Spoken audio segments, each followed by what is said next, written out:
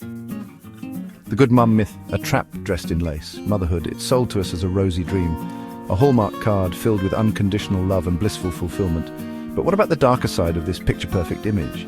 What happens when the pressure to be the good mum becomes a suffocating competition? We live in a culture obsessed with the perfect mother.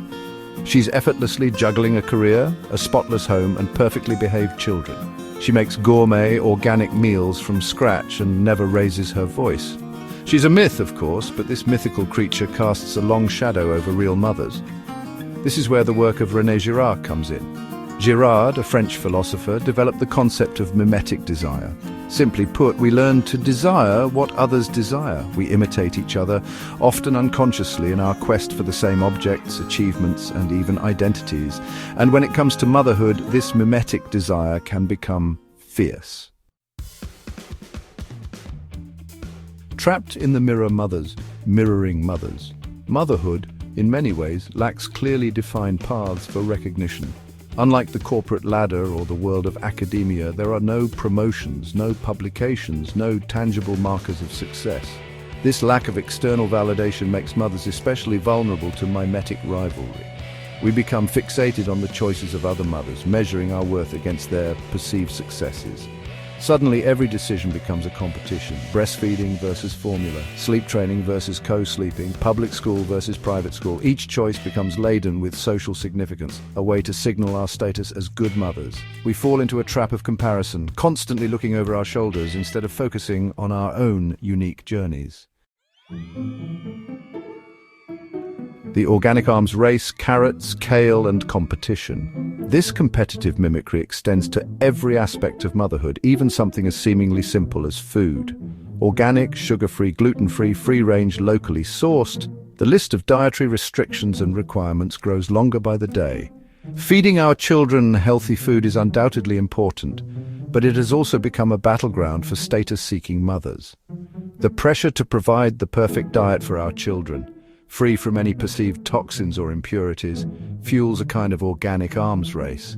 We spend hours researching the latest superfoods, scouring farmers' markets for the most pristine produce, and boasting about our children's adventurous palates on social media. The goal is no longer simply to nourish our children, but to outdo each other in a display of culinary virtue. My husband, the status symbol, shifting the focus of rivalry. Interestingly, this mimetic rivalry doesn't stop with our children, it extends to our partners as well. As mothers compete for the coveted good mum title, husbands become unwitting pawns in this game of social chess. A husband's involvement in childcare, his emotional availability, even his career success, all become points of comparison and competition. The more engaged and supportive the husband, the higher the wife's perceived status in the mummy hierarchy. He makes dinner every night. He changes all the diapers. He takes the kids out every Saturday so I can have some me time. These boasts, often disguised as innocent anecdotes, are actually subtle weapons in the arsenal of maternal competition. Living my best life. Social media as a stage for maternal combat, and then there's social media, the ultimate breeding ground for mimetic desire. Instagram in particular has become a curated highlight reel of motherhood where everyone showcases their picture-perfect families, pristine homes, and seemingly effortless ability to do it all. Every perfectly filtered photo, every witty caption, every gushing post about date nights and family vacations feeds into this cycle of comparison and competition. We scroll through our feeds, bombarded with images of seemingly perfect lives, and feel a pang of inadequacy. Our own messy, chaotic, beautiful realities pale in comparison.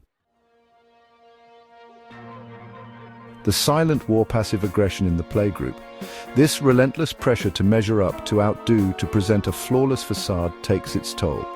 The competition that simmers beneath the surface of seemingly friendly interactions can manifest in subtle but damaging ways. Passive-aggressive comments, thinly veiled judgments, and backhanded compliments become the weapons of choice in this silent war of the mothers.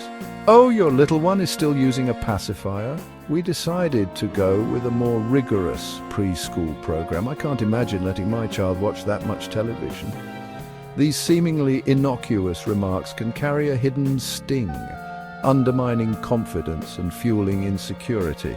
They are a reminder that we are being watched, judged, and found wanting. Lost in Motherhood, the erosion of identity. Perhaps the most heartbreaking consequence of this mimetic rivalry is the loss of self. In the relentless pursuit of being the good mom, many women lose sight of their own identities, their own passions, their own needs.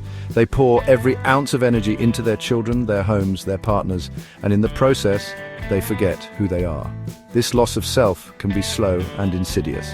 It starts with small compromises, giving up a hobby, neglecting personal relationships, putting aside career aspirations. Over time, these small sacrifices accumulate, leaving behind a hollow shell of the woman she once was. She becomes defined solely by her role as a mother, her worth measured solely by her perceived success in this one arena. The burnout generation, motherhood at the brink. The cumulative effect of these pressures, the relentless competition, the constant comparison, the erosion of self, is burnout. Maternal burnout is a very real and very serious condition, characterized by emotional exhaustion, depersonalization, and a diminished sense of personal accomplishment. Mothers suffering from burnout are often running on empty, depleted of the emotional and physical resources needed to cope with the demands of parenthood. They may feel emotionally detached from their children, resentful of the relentless demands on their time and energy, and overwhelmed by a sense of inadequacy. In extreme cases, burnout can lead to depression, anxiety, and even suicidal thoughts. Reclaiming our worth beyond the good mum facade. So how do we break free from this cycle of competition and reclaim the joy, the authenticity, the deep and unconditional love that should define motherhood? It starts with awareness.